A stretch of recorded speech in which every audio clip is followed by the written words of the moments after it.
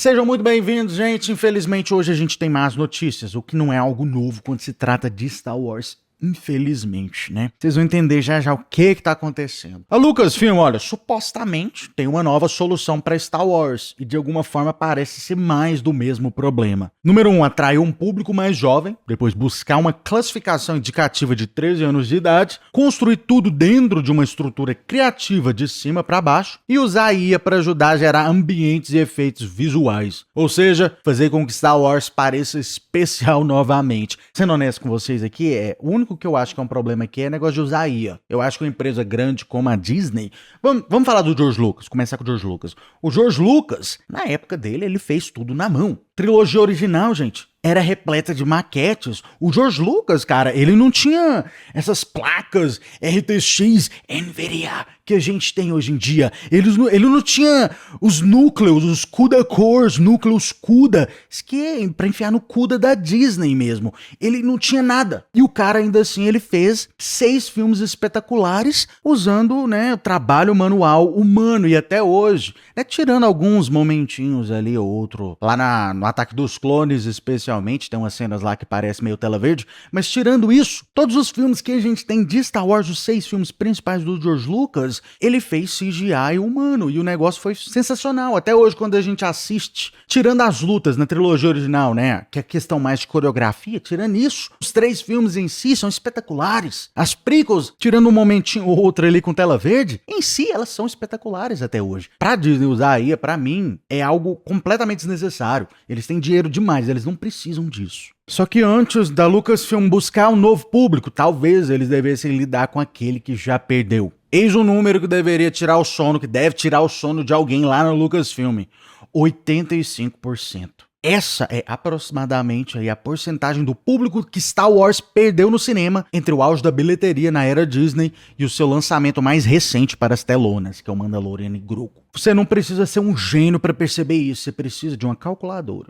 Em dezembro de 2015, o Star Wars Despertar da Força arrecadou ali mais de 2 bilhões de dólares em todo o mundo. Um sucesso estrondoso que fez a compra da Lucasfilm pela Disney por 4 bilhões de dólares pareceu uma pechincha. Só que aí, né, mais de 10 anos depois, The Mandalorian e Grogu tá a caminho para arrecadar cerca de 316 milhões em todo o mundo e a contagem continua.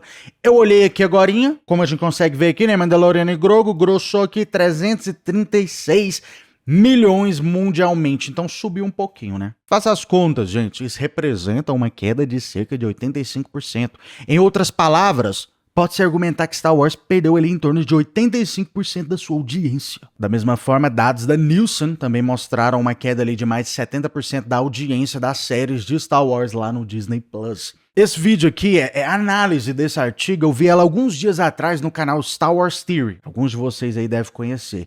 E ele falou o seguinte: olha, não tem como a gente comparar o Despertar da Força com o Mandalorian e Grogu, porque o Despertar da Força ele veio assim 10 anos depois do último filme de Star Wars, e era um filme da saga Skywalker, né? Ia ter Skywalkers do meio, Luke, a Leia, a galera toda, e era um filme assim, uma trilogia oficial. Enquanto o Mandalorian e Grogu é um filme independente de 2 carinhas que não são tão importantes. Eles não são Skywalkers, eles não têm o mesmo peso que um Skywalker tem, por exemplo. Inicialmente ele me convenceu com esse argumento, mas aí eu parei pra pensar melhor e eu cheguei à conclusão de que isso não faz muito sentido. Vamos usar, por exemplo, aqui a Marvel. A Marvel, se vocês olharem aqui, esse aqui é os filmes que mais lucraram da Marvel.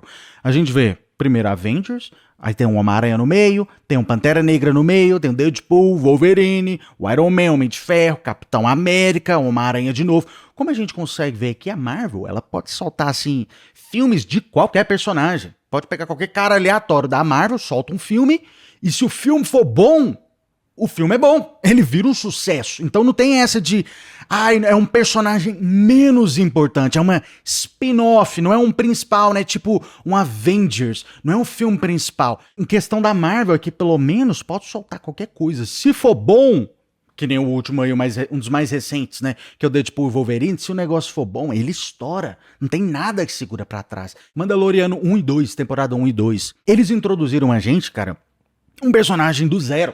Ninguém sabia quem que era o Din Djarin no Mandalorian. Eles jogaram ele do nada pra cima da gente, junto com o Grogu, outro cara criado do nada, e o negócio foi bom. E porque foi bom, foi um sucesso. Mandalorian 1 e 2 foi um tremendo sucesso. Então não é questão de ser um personagem secundário ou não. Não é questão de tempo. Como a gente já viu, né? Questão de tempo, Despertar da Força. Ela destrói esse argumento. Personagens aleatórios. Mandalorian temporada 1 e 2 também destrói esse argumento. Então isso aqui não faz sentido. Realmente. Faz as contas, isso representa uma queda de 85%. Em outras palavras, pode-se argumentar que Star Wars perdeu 85% da sua audiência. É basicamente isso. Essa matemática, ela parece estranha, mas ela realmente faz sentido. A desculpa do spin-off cai por terra rapidamente. A primeira defesa é óbvia, os defensores da Lucasfilm dirão que a comparação não é justa. Aí, ó. O Despertar da Força foi um filme de saga, uma trilogia Skywalker. Foi o retorno após uma década no cinema e o lançamento de uma trilogia numerada construída em torno do Luke, Han Solo e a Leia. The Mandalorian e Grogu, do outro lado, é um spin-off de uma série do Disney Plus. É claro que arrecadou menos, só que essa desculpa já tem um nome,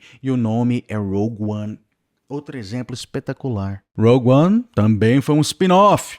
Sem número de episódios, não foi uma trilogia, sem nenhum Skywalker no meio, um monte de gente aleatória no meio do filme como protagonista, uma história paralela sobre o roubo dos planos da Estrela da Morte, estrelada por personagens que a maioria do público em geral nunca nem tinha ouvido falar antes, e arrecadou mais de $1 bilhão em 2016. Essa é a questão. Quando Star Wars estava em alta, um spin-off era um evento porque a marca era o atrativo, não o número no cartaz.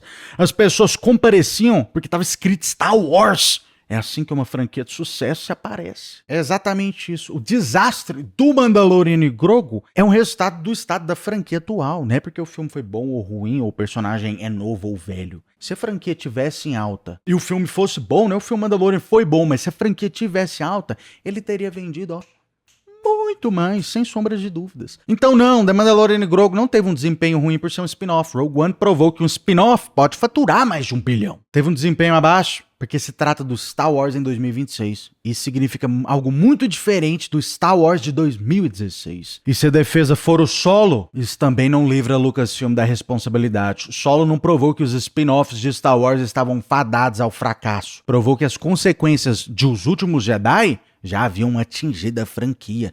Tem que lembrar disso. Eu não conheço uma pessoa, gente, que chega em mim e fala: nossa, Thiago, o filme do Solo é horrível. Não existe uma pessoa que fala isso. Você sabe por quê? Porque o filme não é ruim. O filme do Solo é um filme muito bom, é um filme de qualidade, assim como o Mandalorian e Grogu é um filme de qualidade. Só que o Solo, ele sofreu da mesma coisa que o Mandalorian e Grogu tá sofrendo. O Solo, ele sofreu do efeito, gente, dos Últimos Jedi, onde ele perdeu já grande parte da audiência. E agora o filme do Mandalorian e Grogu tá sofrendo novamente da mesma coisa, né? Da perda de audiência devido aos fracassos anteriores de Star Wars. Solo chegou, gente, apenas 6 meses depois de um fracasso. O público que saiu no meio da exibição dos Últimos Jedi, ele não voltou pro filme seguinte. Quem viu as porcarias recentes de Star Wars, sei lá, tipo um Acolyte, esse cara provavelmente ele não vai lá assistir The Mandalorian e Grogu. The Mandalorian e Grogu é como essa rachadura se apresenta 8 anos depois, quando o dano à marca se tornou impossível de se esconder. Sem a desculpa da criação de um produto derivado, a trajetória fala por si só. Gente, você sabe o que é a coisa mais espetacular ainda? Eu acabei de lembrar. Vocês sabiam que o produto mais vendido, o brinquedo mais vendido pela Disney sobre Star Wars até hoje, desde que a Disney comprou o Lucasfilm, o produto número 1 mais vendido, gente, foi o Grogu. O Grogu, cara. Um personagem que apareceu, de novo, né? Apareceu do zero. E ele se tornou uma febre mundial, provando pra gente aqui novamente que não é só porque algo é um spin-off, uma história diferente, com personagens diferentes, que vai falhar, que vai fracassar. Grogu é a prova viva disso, né? Que você pode criar um personagem do zero e ele ainda assim pode ser um sucesso massivo em Star Wars. Com a arrecadação mundial aproximadamente 316, 330 e poucos, como a gente viu, e bilheterias em queda livre, o Mandalorian e Grogu caminha para se tornar o filme live action de Star Wars com a menor bilheteria de todos os tempos, ficando atrás até mesmo do filme do Solo. Isso aí é importante, ó, porque o Solo, lançado logo após o controverso Últimos Jedi, contribuiu para o exílio dos filmes de Star Wars nos cinemas por anos. Depois da tragédia que foi Os Últimos Jedi, o pessoal, a audiência só começou a retornar de novo, vagarosamente, na época, de novo, né, do Mandaloriano e do Grogu, a série do Mandaloriano, 2 personagens spin-off criados do zero, foi exatamente o que retornou Star Wars à vida. Pra você ver, né, que quando os caras realmente vão lá e fazem uma coisa de qualidade, o negócio vai pra frente. Pode ser qualquer personagem que for. Mandalorian e Grogu já é o filme live action de Star Wars com a menor bilheteria dos Estados Unidos e está a caminho de se tornar o primeiro a não atingir a marca dos 200 milhões em casa, dentro dos Estados Unidos. E a humilhação não se limitou ao valor total final. Ela ficou evidente já no segundo fim de semana, quando o filme Obsession, filme espetacular para quem não assistiu, muito bom. Um filme de terror original com orçamento de $750 mil, sem propriedade intelectual, sem franquias e sem estrelas. Desbancou Star Wars do primeiro lugar. Olha que vergonha, cara. É muito mico. O retorno da marca As Telonas foi derrotado em casa por um filme feito com orçamento menor do que um jantar de gala de Star Wars. Cara, isso daqui é depressivo, cara. Vou te dar uma outra prova que a audiência de Star Wars, ela murchou pra caramba. Uma prova viva é o meu próprio canal. Antigamente, quando eu comecei meu canal, quando eu tinha menos da metade dos inscritos que eu tenho aí embaixo, menos da metade. Naquela época, em torno, depois do Mandaloriano temporada 2, mais ou menos, naquela época, gente, eu fazia pelo menos 4 vezes o dinheiro no YouTube que eu faço hoje em dia. E naquela época, eu nem postava shorts pra dar uma ajudadinha. E eu fazia 4 vezes mais. Então, assim, quando a gente analisa, cara, o negócio, ele é depressivo demais. Esse número aqui de 85%, cara, nem sei cadê mais, 85%. Ele parece um número extremo, mas provavelmente é um número real, gente. Me diz aí nos comentários o que vocês acham sobre isso. Até a próxima.